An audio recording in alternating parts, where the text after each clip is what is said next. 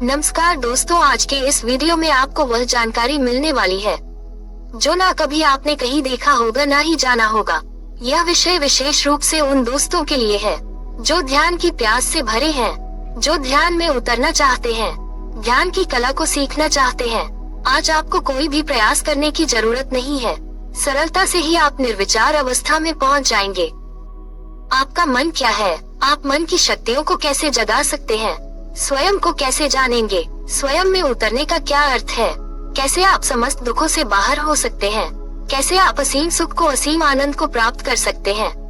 कैसे आप मन को समझकर अपने सभी शारीरिक बीमारियों से दूर हो सकते हैं और स्वस्थ जीवन जी सकते हैं? ध्यान का अर्थ है अपने पूरे ध्यान को किसी एक ही विचार पर केंद्रित कर देना, मन पर पूरा नियंत्रण कर लेना, ताकि जैसे आप मन को चाहे वैसे ही चला सके। जैसे ही एक बार आप इस कला को जान जाते हैं तो कुछ भी प्राप्त करना आपके लिए अत्यंत सरल है। जिन दुखों से बाहर होने के लिए प्रयास करते हैं, जिन दुखों से आप डरते हैं, यही दुख आपके लिए एक खेल बन जाते हैं, क्योंकि आप जान जाते हैं कि वास्तव में दुख है ही नहीं, दुख केवल आपका अज्ञान है। आज आप खेल खेल में ही ध्यान में उतर जाएंगे। आज का ध्यान बिल्कुल एक खेल जैसा ही है। आज का ध्यान बहुत विशेष है। आज का ध्यान 5 चरणों में है। पहले बहुत आसान, फिर थोड़ा कठिन, फिर थोड़ा और कठिन, बिल्कुल एक वीडियो गेम की तरह जो हर लेवल में ज्यादा चुनौतीपूर्ण होता जाता है। इसलिए मैंने कहा कि आज आप सहजता से ही ध्यान में प्रवेश करेंगे। आज के ध्यान की विशेषता आएंगी आप कैसे अपने मन को एक जगह पर केंद्रित कर सकते हैं। यह मन की एक एक्सरसाइज की तरह है, मन का अधिक अभ्यास है, जो कि आपके मन की सभी अशुद्धियों को समाप्त करने में सक्षम है। वैज्ञानिक कहते हैं कि एक दिन में आपके मन में लगभग 70,000 विचार आते हैं, जिनमें से 80% विचार, करीब 56,000 विचार निगेटिव होते हैं, नकारात्मक होते हैं। यही नकारात्मक विचारों से ही आपका मन अशुद्ध होता है और यही अशुद्ध मन आपकी सभी शारीरिक बीमारियों को पैदा करता है। आप में असुरक्षा की भावना को पैदा करता है। यह मन कभी निडरता में प्रवेश ही नहीं कर सकता। लगभग 95% विचार यानी कि 66,500 विचार केवल एक दोहराव है, कुछ नया नहीं। वही जो कल सोचा था वही आज, केवल 5% ही नए विचार पैदा होते हैं, वो भी आपके काम के हैं या नहीं, इसका भी कोई भरोसा नहीं। आपके जीवन में सैकड़ों ऐसी घटनाएं आपको मिल जाएंगे जब कहीं किसी ने आपसे कुछ तीखी बात कह दी हो जो आपको चुभ गई, या फिर आपने कभी किसी को कुछ ऐसा कहा हो जिसके बाद आपको पश्चाताप हुआ हो। आप दुखी हो गए कि क्यों आपने ऐसे शब्द बोल दिया, जबकि वह समय तो जा चुका है, अब तो उसका कुछ किया नहीं जा सकता। इतनी तरह की घटनाओं से आपका जीवन भरा पड़ा है, जिनका विचार एक लंबे समय तक मन में चलता ही रहता है। कभी कभी तो इतने जोर से चलता है कि आप परेशान हो जाते हैं। आप सोना चाहते हैं, लेकिन ऐसा ही कोई विचार आपको सोने ही नहीं दे रहा है। आप स्वयं भी बहुत जोर से चाहते हैं कि यह विचार आपका पीछा छोड़ दे, आपका मन इसको सोचना बंद कर दे ताकि आप चैन से सो सकें, लेकिन आपका मन उस विचार को नहीं छोड़ रहा है। जरा देखिए कि क्या यह आपका ही मन है। अगर यह मन आपका हो तो इसे जो भी आप कहे इसको मानना चाहिए, लेकिन ये बिल्कुल भी आपके नियंत्रण में नहीं है। आप इसे दाएं ले जाना चाहते हैं, लेकिन यह बाएं जा रहा है। आप आगे ले जाना चाहे तो ये पीछे जा रहा है। आप इसे रोकना चाहते हैं, कितनी ही कोशिश करें, अरे ये रुकता ही नहीं। ऐसा मन आपके लिए क्या करेगा? ऐसा मन केवल दुर्घटनाएं ही करेगा। यह आपको किसी खास दिशा में ले जा ही नहीं सकता। एक ही समय में हजारों विचार आपके मन में चल रहे हैं, जिनमें से एक समय में केवल एक विचार ही आपके काम का है, जिसे कभी कभी आप अंतरात्मा की आवाज भी कहते हैं। लेकिन इतने सारे फिजूल विचारों में वो बहुत स्पष्ट दिखाई नहीं पड़ता। मुश्किल से 5% से ज्यादा आप उस पर ध्यान नहीं दे पाते, जबकि अगर आप उस पर 100% ध्यान लगा दे तो आपके जीवन की कोई ऐसी समस्या नहीं है जिसे आप हल न कर सके। फिर तो सब कुछ आपके लिए आसान है। आपको कोई जरूरत नहीं आपको कोई बाबा खोजना पड़े, कोई चमत्कारी बाबा जो आपकी समस्याओं का समाधान कर सके, जो आपको शांति प्रदान कर सके। अभी बहुत से दोस्तों ने मुझे कहा है कि आजकल बागेश्वर बाबा जो कि न्यूज चैनल में छाए हुए हैं, मैं उनके बारे में आपसे कुछ कहूँ। मेरा उनके बारे में क्या विचार है? मैं उन सभी दोस्तों से केवल इतना ही कहना चाहता हूँ कि मेरे विचार कुछ भी हो उससे आपको कोई लाभ नहीं मिल सकता। आपका अपना विवेक, आपकी अपनी समझ से ही आप जो भी समझना चाहे समझ सकते हैं। मैं इतना ही जानता हूँ कि जैसे जैसे आपकी समझ गहरी होती है तो आपको पता चलता है कि आपके सिवा और कोई भी आपकी समस्याओं को हल नहीं कर सकता। स्वयं भगवान भी आ जाए तो वह भी आपके दुखों को कम नहीं कर सकते, क्योंकि दुखों को आप ही निर्मित करते हैं, आप ही पैदा कर रहे हैं। यही तो आपका अज्ञान है। दुख वास्तव में कुछ भी नहीं है, दुख केवल आपका अज्ञान है। थोड़ी देर के लिए अगर आप मान लें कि कोई आपको मिल जाए जो आपसे कहे कि वो आपके सभी दुख दूर कर सकता है, आपकी सभी समस्याएं सुलझा सकता है और एक एक करके आपको सभी दुखों से बाहर कर दे, आप हैरान हो जाएंगे। तुरंत आपका मन नए दुखों को निर्मित कर लेगा, क्योंकि आपका मन समस्याओं के बिना जी ही नहीं सकता। आप शायद हंसेंगे मेरी बात पर, लेकिन ये सत्य है कि आपकी सभी दुख चले जाएं, तो आप ये भी चाह सकते हैं, यहाँ तक भी चाह सकते हैं कि आज सूर्य डूबना नहीं चाहिए। आज अगर सूर्य डूब गया तो आप दुखी हो जाएंगे, ऐसा हो सकता है, ऐसा होता है, आप इसे अपने जीवन में देख सकते हैं। दुखों से बाहर आने का केवल एक ही तरीका है कि आप अपने मन को अच्छी तरह से समझ लें, अपनी चेतना को एक दिशा दे सके। कोई 25 साल पहले मेरे एक मित्र थे, बहुत धनवान व्यक्ति थे, अच्छा खासा अपना व्यवसाय था। उस समय में भी उनके पास 2 कारें थीं। व्यवसाय होने के साथ साथ वह एक अच्छे ज्योतिषी भी थे। ज्योतिष का बहुत शौक था, अच्छा खासा ज्ञान था। उन्हीं दिनों मुझे पता चला कि शहर की एक धर्मशाला में बाहर से कोई और ज्योतिषी आया है, जो कि आपकी किसी भी सवाल को स्वयं ही बता देता है। प्रश्न पूछने से पहले ही वो बता देगा कि आप उससे क्या पूछने आए हैं। निश्चित ही यह एक हैरानी का विषय था। कैसे कोई किसी के मन की बात को जान सकता है, उसे कैसे पता चलता है। वो करीब ऐसा ही था जैसा कि आज बागेश्वर बाबा करते दिखाई पड़ते हैं। मैंने अपने उसी मित्र से पूछा कि ऐसा इस ज्योतिषी के पास क्या है, ये कैसी विद्या है। वो मुझसे बोले कि चलो उनसे मिलकर आते हैं, फिर पता चलेगा कि क्या हो रहा है। 15 मिनट पैदल का रास्ता था, हम 3 लोग पैदल ही चल दिए। रास्ते में मेरे मित्र ने कहा कि तुम देखना, वो मुझे जाते ही यह कहेगा कि मैं एक कार लेना चाहता हूँ। मैंने उनसे कहा कि यह कैसी बात है, आपके पास पहले से ही 2 कार है और आप चाहे तो 2 कार और खरीद सकते हैं, इसमें क्या मुश्किल है, ये तो आपकी इच्छा हो सकती है। वो हंसे और बोले कि तुम देखना, वह यही कहेगा कि मेरी एक कार लेने की इच्छा है। मैं बहुत हैरान हुआ जब उस ज्योतिषी ने ठीक वही बात कही। उसने कहा कि काफी समय से आपकी जो कार खरीदने की इच्छा है वो थोड़े समय में पूरी हो जाएगी। फिर कुछ उल्टे सीधे तंत्र मंत्र कुछ उपाय करने को कहा। इसके बाद हम वहाँ से वापस चल दिए। रास्ते में मैंने उनसे कहा कि सच सच बताओ, आप कैसे जानते थे कि वह ऐसा कहेगा। उन्होंने बताया कि मैं जाते समय रास्ते में अपने मन में दोहरा रहा था कि मुझे एक कार चाहिए, बस मेरा यही विचार इसने पकड़ा। वो बोले कि यह ज्योतिषी एक छोटी सी कला जानता है, यह माइंड रीडिंग जानता है, जो कोई भी सीख सकता है। इससे ज्यादा ये कुछ भी नहीं जानता। जितनी बातें ये भविष्य के बारे में कह रहा है वो सब फर्जी है, वो हो भी सकता है और नहीं भी हो सकता है। लेकिन अगर कभी वो बात सच हो जाती है तो ऐसे लोगों में आपका विश्वास मजबूत हो जाता है। अगर आप अपने मन को जान लिए तो आप स्वयं ही अपनी सभी कठिनाइयों को हल करने के योग्य है। प्रकृति ने या कहे परमात्मा ने आपको सभी शक्तियाँ दी है, बस आपने उन्हें कभी उपयोग नहीं किया है। ध्यान रहे हैं, जैसे ही आप किसी भी शक्ति को या फिर अपने किसी भी अंग को उपयोग करना छोड़ देते हैं तो वह अपना काम करना बंद कर देता है। आप कुछ समय अपने हाथ से काम लेना छोड़ दें तो हाथ अपनी शक्ति खो देगा। अगर आप आँखों से देखना छोड़ देंगे तो आँखें अपनी रोशनी नहीं बचा सकती हैं, जिसकी आपको जरूरत नहीं रहती। आपकी वो शक्ति नष्ट हो जाती है। ठीक इसके विपरीत अगर आपको किसी विशेष शक्ति की जरूरत पड़ जाए, किसी कारण से आपका जीवन खतरे में गिर जाए, तो आप में ऐसी शक्तियाँ पैदा भी हो जाती है। बस आपके साहस की जरूरत होती है। अपने मन की शक्ति को आपने कभी प्रयोग ही नहीं किया, इसलिए आपको उसका कुछ पता ही नहीं चलता।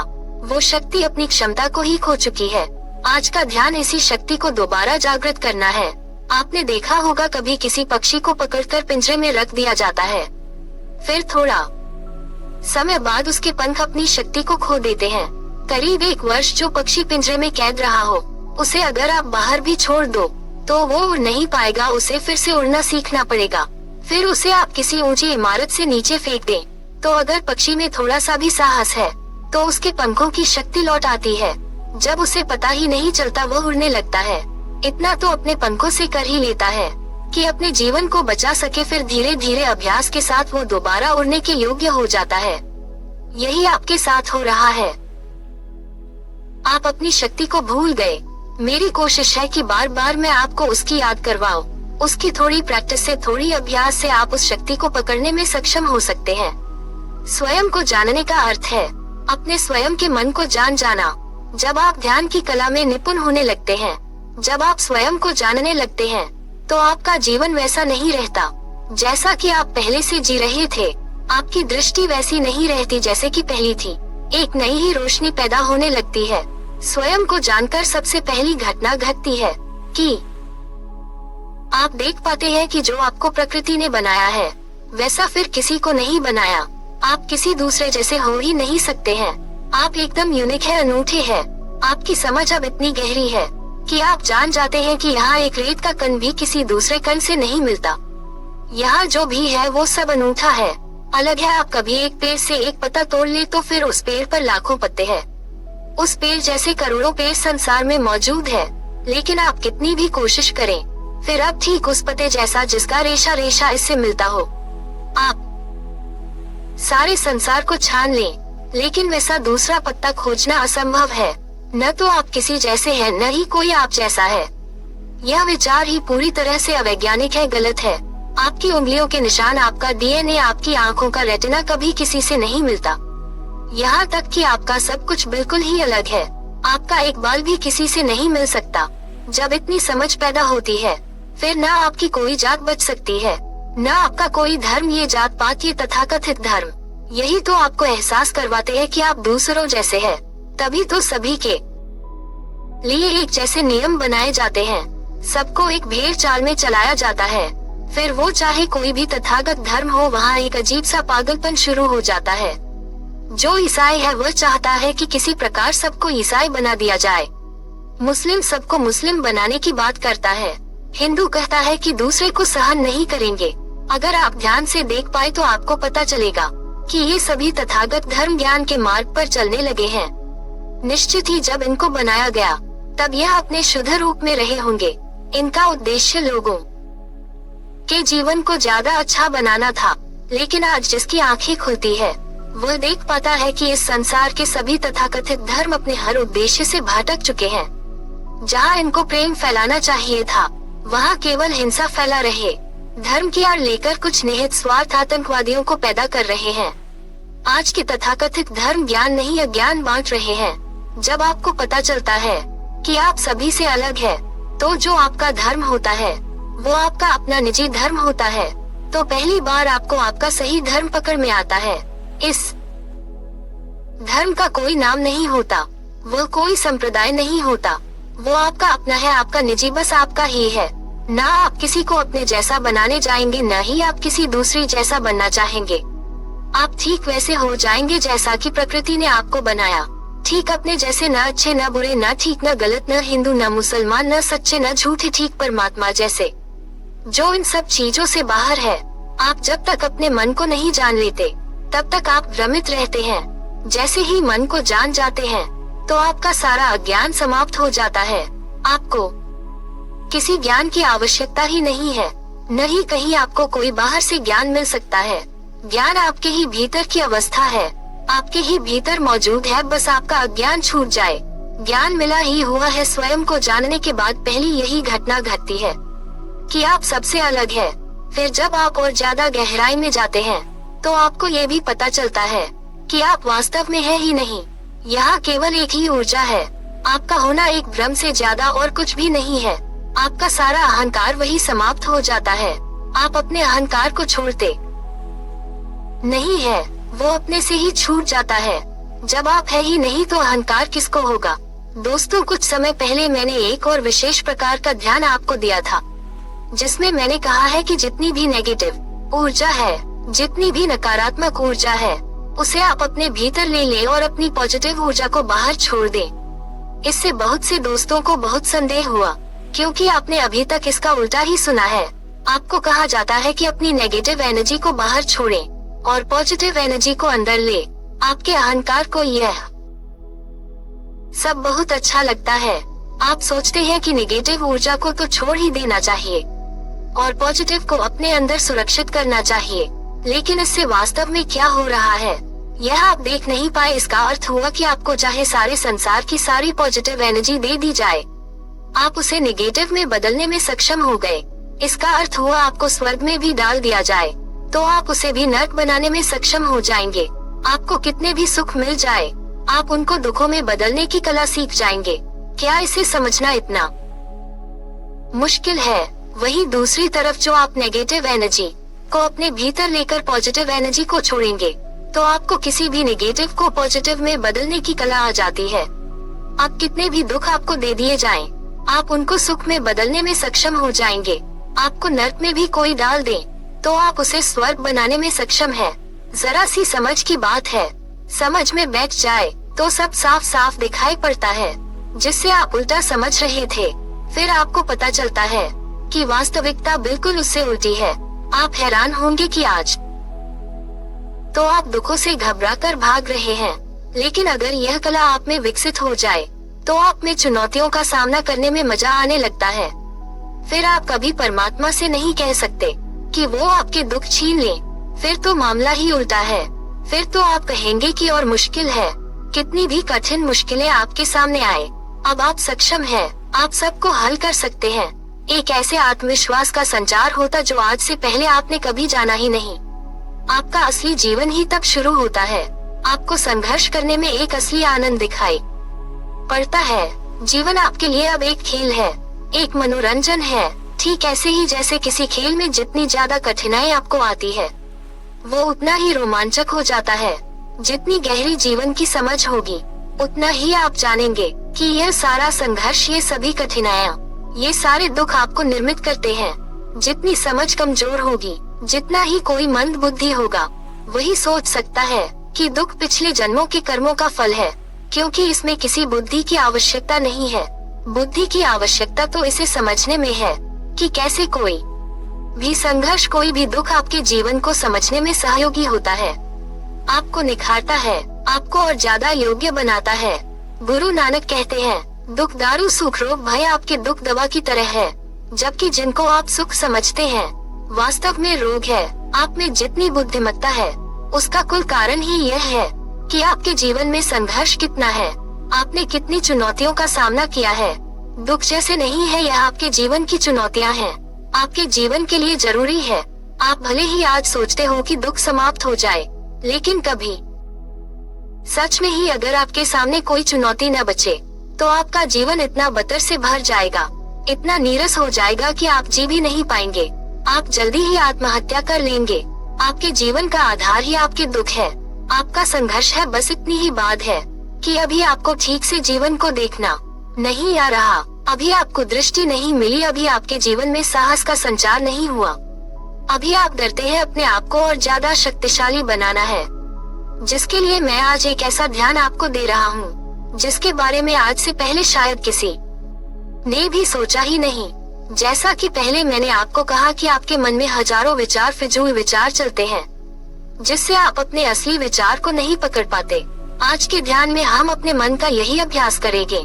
आज का ध्यान बहुत वैज्ञानिक तरीके से बनाया गया है। ये कुछ ऐसा है जैसे कि आप पढ़ना लिखना सीखते हैं तो आपको पहले सीखना होता है, फिर मात्रा का अभ्यास करना, फिर जोड़ जोड़कर पढ़ना। फिर जब आप सीख जाते हैं तो आपको अक्षरों को जोड़ना नहीं पड़ता, फिर आपको अभ्यास हो जाता है। आप तुरंत शब्द को देखते ही जान लेते हैं कि क्या लिखा गया है। ठीक ऐसे ही आज का ध्यान ये 5 चरणों में है। हमें सबसे पहले मन को सिखाना है कि कैसे फिजूल की चीजों को छोड़कर सिर्फ एक चीज पर ध्यान करना है। आज का संगीत नाद की स्वर से शुरू होता है, आप इसी नाद को पके रखना है, फिर धीरे धीरे और बहुत से संगीत उसे घेरने लगेगा। जैसे कि समझे एक तार है और उस पर धूल उड़ रही है, आपको उस धूल को नहीं देखना है, केवल तार को देखना है, केवल नाद के स्वर को ही देखना है, बाकी सब कुछ छोड़ देना। गुरु द्रोणाचार्य ने जब अपने शिष्यों की परीक्षा ली थी ये कहानी तो आप सभी जानते हैं। एक पेड़ पर लटकी चिड़िया की आंख को निशाना बनाना था। सब शिष्यों से पूछा कि उन्हें क्या दिखाई दे रहा है। सब ने कहा कि आकाश है, पेड़ है, चिड़िया है, सब कुछ दिखाई दे रहा है। सभी शिष्य परीक्षा में फेल हो गए। लेकिन जब अर्जुन को पूछा कि क्या दिखाई दे रहा है, तो अर्जुन ने कहा केवल आंख, मुझे केवल चिड़िया की आंख दिखाई दे रही है। गुरु ने कहा कि चलाओ तीर, और तीर एकदम सही निशाने पर लगाओ। और यह ध्यान ठीक ऐसा ही है। पहले चरण में आपको नाद के स्वर को पकड़ना काफी आसान है।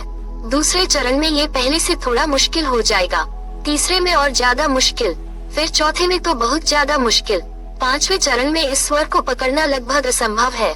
इसमें आप नाद के स्वर को सीधे सीधे नहीं पकड़ पाएंगे। वहाँ आपके पास एक ही रास्ता रह जाता है कि आप अपने मन में ही नाद को सुनना शुरू कर दें। आपके मन में नाद की एक छवि बन जाए, जैसे एक सफेद कागज पर खींची एक काले रंग की लाइन। उसे पकड़ना कुछ भी मुश्किल नहीं है। फिर हम कागज को थोड़ा गहरा कर दें और लाइन को थोड़ा हल्का कर दें। फिर धीरे धीरे कागज को गहरा कर दी जाए और लाइन को हल्का करते जाएं। पांचवें चरण में कागज का रंग और लाइन का रंग बिल्कुल एक हो जाए। अब इस लाइन को देखना असंभव है। अगर आप अब देख सकते हैं तो केवल अपने मन की आंखों से आपके मन में एक छवि बन जाए। यही इस ध्यान के साथ आपको करना है। आज का ध्यान आज तक की सभी ध्यान से ज्यादा शक्तिशाली है, क्योंकि आप इसमें कितना सफल हो रहे हैं ये स्वयं आपको पता चलता रहेगा। जब आप तीसरे चरण में नाद पर ध्यान रखने में सफल हो जाते हैं, तब आपको ध्यान लगाने की कला आ जाती है। लेकिन चौथे चरण में भी जब नाद पर अभ्यास पूरा हो जाए, तो आप समझ लें कि आपको मन को साधना आ गया, आपके मन की शक्ति जाग गई। पांचवा चरण, इसको तो मैं पहले ही आपको बता चुका हूँ कि असंभव है, लेकिन फिर भी कोई अगर इसे अपने मन की शक्ति से नाद के स्वर की एक छवि को अंकित कर लेता है, फिर उसके लिए जीवन में कुछ भी असंभव नहीं है।